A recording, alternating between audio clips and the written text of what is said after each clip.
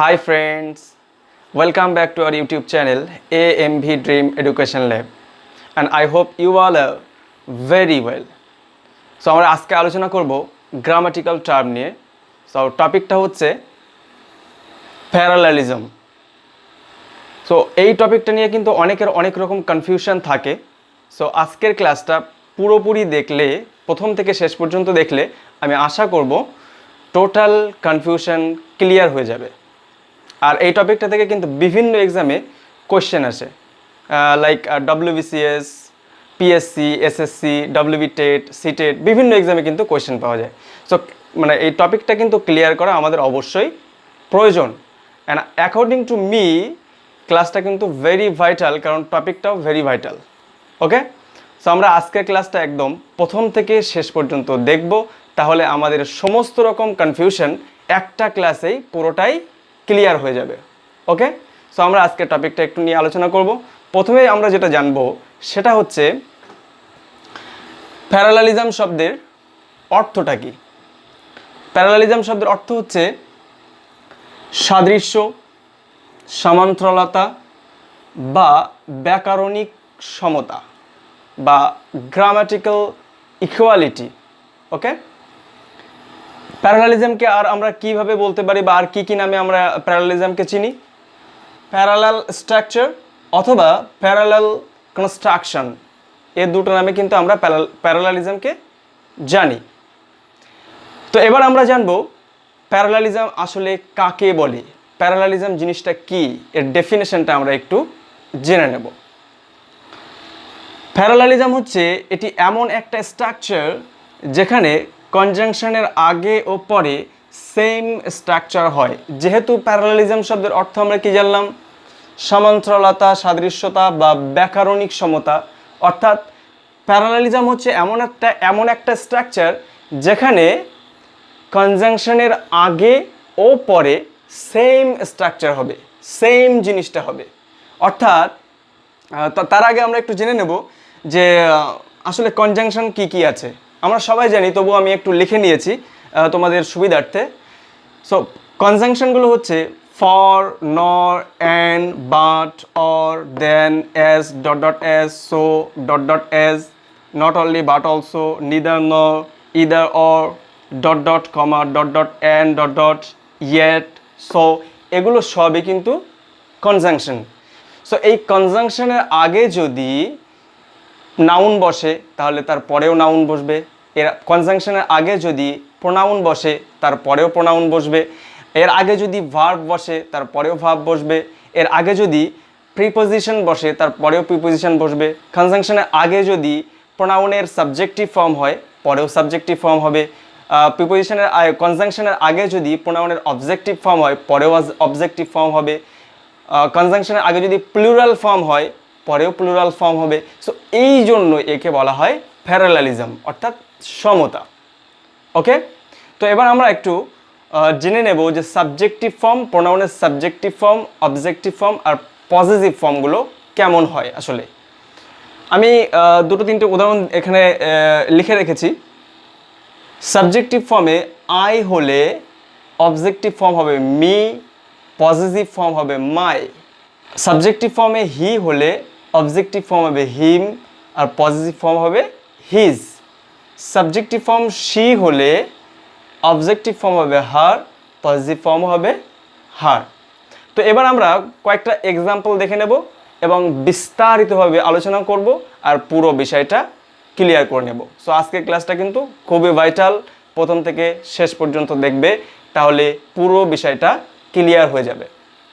So আমরা এবার কয়েকটা উদাহরণের সাহায্যে বিষয়টা ক্লিয়ার করব। সো আমরা প্রথম এক্সাম্পলটা একটু দেখে নেব। এখানে আছে I prefer acting rather than to think. এখানে আমরা কনজাংশন দ্যান পেয়ে গেছি, কনজাংশন দ্যানটা কিন্তু আমরা পেয়ে গেছি। তাহলে কনজাংশনের আগে আমরা একটু আগে কি জানলাম যে কনজাংশনের আগে ভার্বের যে ফর্ম হবে কনজাংশনের পরেও কিন্তু সেই ফর্মটা ইউজ করতে হবে, বা পরে যে ফর্ম থাকবে কনজাংশনের পরে যে ভার্বের ফর্ম থাকবে সেটা কিন্তু ভার্ব কনজাংশনের আগেও সেই ফর্মটা ইউজ করতে হবে। তো এখানে দেখো ভার্বের আইএনজি ফর্ম আছে। এখানে কি আছে? ভার্বের আইএনজি ফর্ম আছে, কিন্তু কনজাংশনের পরে কিন্তু ইনফিনিটিভ আছে, ভার্বের ইনফিনিটিভ ফর্ম আছে।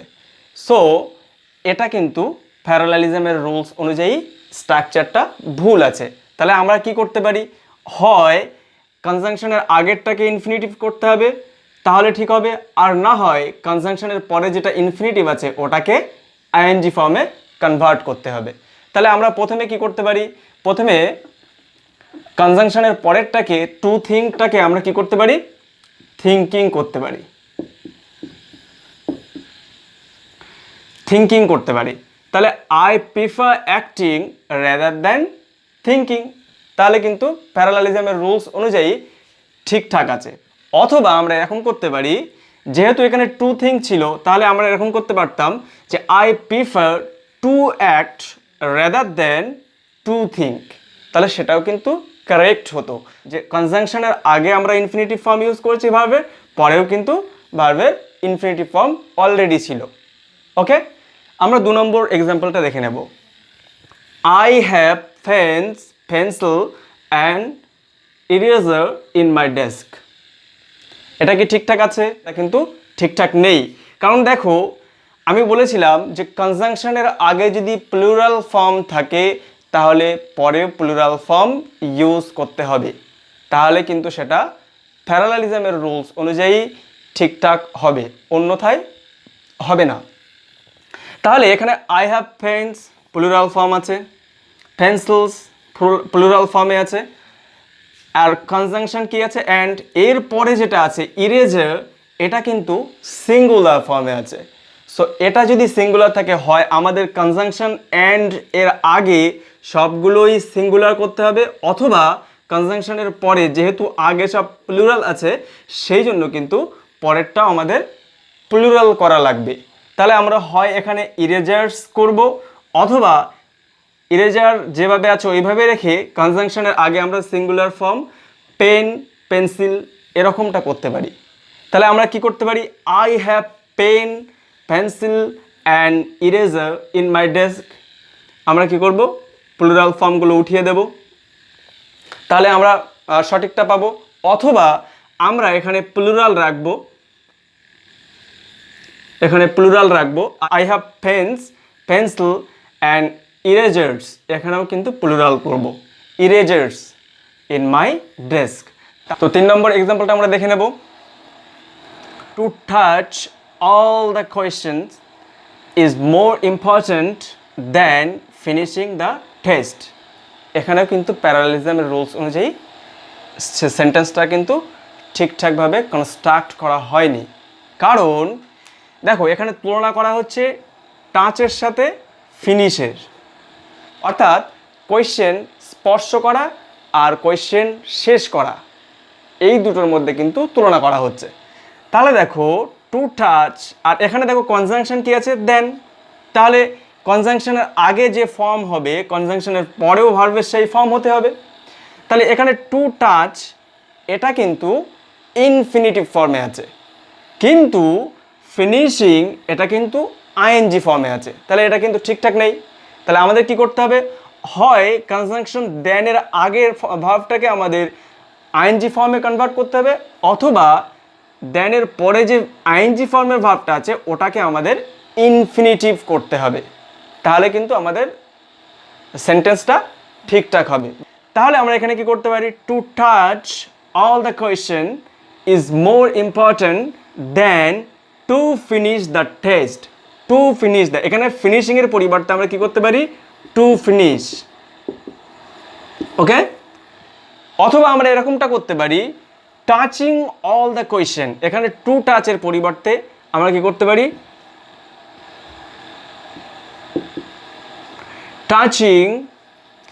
Touching all the question is more important than finishing the test. Clear? আমরা আরও একটা এক্সাম্পল দেখে নেব। সো এবার আমরা আরও কিছু এক্সাম্পল দেখে নেব। এখানে প্রথমে আছে he is taller than I, me নাকি মাই, কোনটা হবে? তো আগে বুঝতে হবে প্রোনাউন, যেহেতু এগুলো আই, মি, মা এগুলো সব প্রোনাউনের মধ্যে, সো প্রোনাউনের সাবজেক্টিভ, অবজেক্টিভ বা পজিটিভ ফর্মটা আগে জানতে হবে। সো আই এর অবজেক্টিভ ফর্ম হচ্ছে মি, পজিটিভ ফর্ম হচ্ছে মাই। এখানে দেখো হি ইজ টলার দেন, কার সাথে তুলনা করা হচ্ছে? দেন তো কনজাংশন, তাহলে কনজাংশনের আগে কার সাথে তুলনা করা হচ্ছে? হি এর সাথে। কার তুলনা করা হচ্ছে? আমার তুলনা করা হচ্ছে। হি কিন্তু সাবজেক্টিভ ফর্মে আছে। হি কি কোন ফর্মে আছে? সাবজেক্টিভ ফর্মে আছে, প্রোনাউনের সাবজেক্টিভ ফর্ম হি। তাহলে কিন্তু দেনের পরে যে আমরা প্রোনাউনটা নেব সেটাও কিন্তু সাবজেক্টিভ ফর্মে নিতে হবে। তাহলে হি ইজ টলার দেন মি বলবো নাকি আই বলবো? অবশ্যই আই বলবো, যেহেতু মি হচ্ছে অবজেক্টিভ ফর্ম আর আই হচ্ছে সাবজেক্টিভ ফর্ম, তাই আমরা কিন্তু আইটা বলবো। হি ইজ টলার দেন আই, সে আমার থেকে লম্বা। ওকে, কিন্তু আমরা স্পোকেন ইংলিশের ক্ষেত্রে কিন্তু মি বলি, ওটা রাইট, কিন্তু রিটেন ইংলিশের ক্ষেত্রে কিন্তু আমরা he is taller than I, parallelism rules অনুযায়ী কিন্তু আমরা আই নেব। ক্লিয়ার? এবার আমরা পরের এক্সাম্পলটা দেখে নেব। She loves me more than he, him, his. কোনটা হবে? এখানে দেখো দেন হচ্ছে কনজাংশন, কনজাংশনের আগে প্রোনাউনের যে সাবজেক্টিভ ফর্ম হলে পরেও সাবজেক্টিভ ফর্ম হতে হবে। প্রোনাউনের কনজাংশনের আগে যদি প্রোনাউনের অবজেক্টিভ ফর্ম হয় পরেও কিন্তু অবজেক্টিভ ফর্ম ইউজ হবে। তাহলে এখানে দেখো তুলনাটা কার সাথে করা হচ্ছে? শি এর সাথে তুলনা করা হচ্ছে নাকি মি এর সাথে, মানে আমার সাথে? কার সাথে তুলনা করা হচ্ছে? কিন্তু মি এর সাথে। তাহলে আমাদেরকে আগে দেখতে হবে যে মিটা কোন ফর্মে আছে। এটা কিন্তু অবশ্যই অবজেক্টিভ ফর্মে আছে, তাহলে মি হচ্ছে অবজেক্টিভ ফর্ম আছে, তাহলে কনজাংশনের পরেরটাও কিন্তু অবজেক্টিভ ফর্ম হবে। ক্লিয়ার? তাহলে হি এর অবজেক্টিভ ফর্ম কি আছে? অবশ্যই হিম। হি এর অবজেক্টিভ ফর্ম কি? হিম। তাহলে কিন্তু আমরা she loves me more than his, he কোনোটাই না ব্যবহার করে আমরা কি করব? মোর দেন হিম। তাহলে কিন্তু আমাদের প্যারালেলিজমের রুলস অনুযায়ী ঠিকঠাক বাক্যটা আমরা পেয়ে যাব। তো আমি আশা করি আজকের ক্লাস থেকে তোমাদের প্যারালেলিজম নিয়ে যে সমস্যাগুলো ছিল, অ্যান্ড আই হোপ তোমরা একদম পুরোটাই ক্লিয়ার করে ফেলেছো।